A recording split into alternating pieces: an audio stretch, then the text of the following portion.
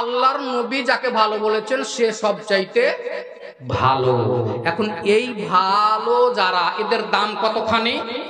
এদের দাম তো দূরে থাকে, এদের যারা দেখাশোনা করবে, হাফেজে কোরআন যারা হবে, তালেবে ইলম যারা হবে, কোরআনের ছাত্র যারা হবে, এরাকে যারা দেখভাল করবে, কেউ টাকা দিয়ে হেল্প করেছে, কেউ পড়িয়ে দিয়ে হেল্প করেছে, কেউ দান দিয়ে হেল্প করেছে, কেউ পোশাক দিয়ে হেল্প করেছে।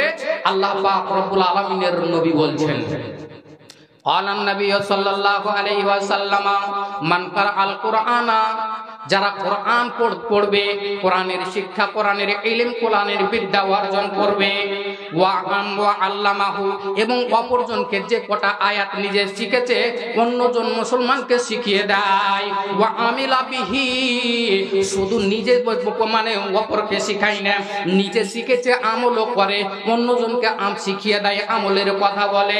আল্লাহর নবী মুহাম্মদুর রাসূলুল্লাহ সাল্লাল্লাহু আলাইহি ওয়াসাল্লাম বলেছেন, উলবেসা ওয়ালিদাহু ইয়াউমাল কিয়ামাতে তাজাম মিন নূরিন, কিয়ামতের মাঠে ওই আলেমের, ওই কারীর, ওই ওলামার, ওই কোরআনের ছাত্রর মাতা পিতার মাথায় একখানা তাজ দেওয়া হবে, যাও ওহু মিসলুকা যাওয়িস শামসে, সূর্য কিরণ যেমন আমরা দেখতে পাই ওই রকম সূর্যের মতো ঝকমক ঝকমক করবে।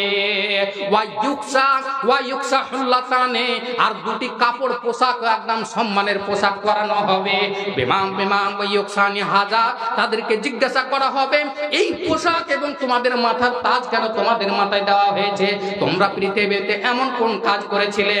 তারা উত্তর দিয়ে বলবেন, আমরা কিছুই করি নাই। কালমার্সের মতো বই লিখে গেছে, কত মোটা মোটা বই রবীন্দ্রনাথ ঠাকুর লিখে গেছেন, কত বিজ্ঞানের বই মুরিস বুকাইলি লিখেছে, সমস্ত বিজ্ঞানের বইগুলোকে ছেড়ে দিয়ে মহাথিউরি আল কোরআনের ছাত্র আমরা হয়েছিলাম, সহিহ হাদিসের অনুসারী আমরা হয়েছিলাম, যার কারণে আল্লাহ পাক রব্বুল আলামিন আমাদেরকে এই সম্মানে সম্মানিত করেছেন। নারে তাকবীর।